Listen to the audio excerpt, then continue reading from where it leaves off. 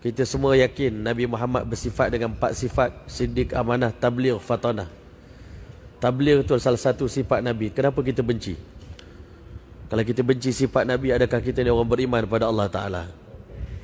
Tetapi kita tengok di akhir zaman, saya pandang usaha dakwah ni bukan sekadar menyampaikan, tetapi sebenarnya inilah tempat untuk umat akhir zaman bergantung.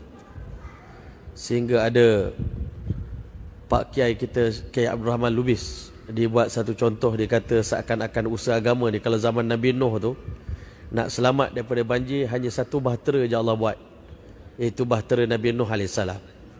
Siapa tak naik bahtera tu, walaupun dia anak Nabi, dia akan tenggelam.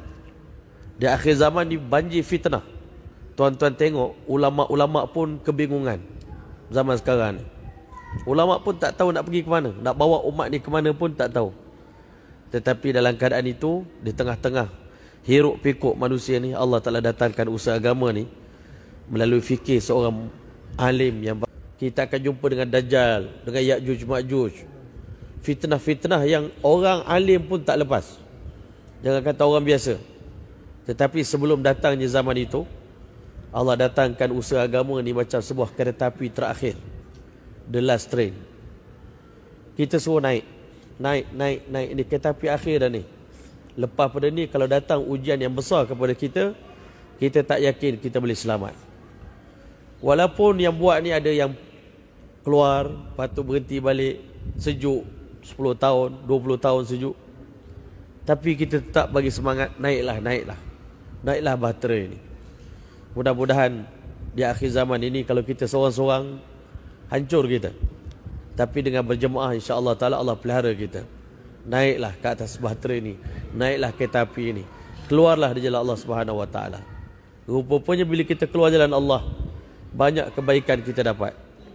Semua orang boleh buat keputusan sebelum kita keluar, siapa kita, bagaimana keadaan kita. Tadi kita dengar macam-macam laporan, kan? Sampai punya tu, kan, bukan buruk dia lah, tapi nak cerita sampai tahap antara yang kita dengar, sampai rasa macam nak bunuh mak ayah sendiri, kan? Macam mana keadaan itu? Tetapi tuan-tuan mulia, berkat kita keluar jalan Allah ni, Allah timbulkan keinsafan, inabah di hati kita nak kembali kepada Allah Subhanahu Wa Ta'ala. Ini bukan usaha siapa-siapa.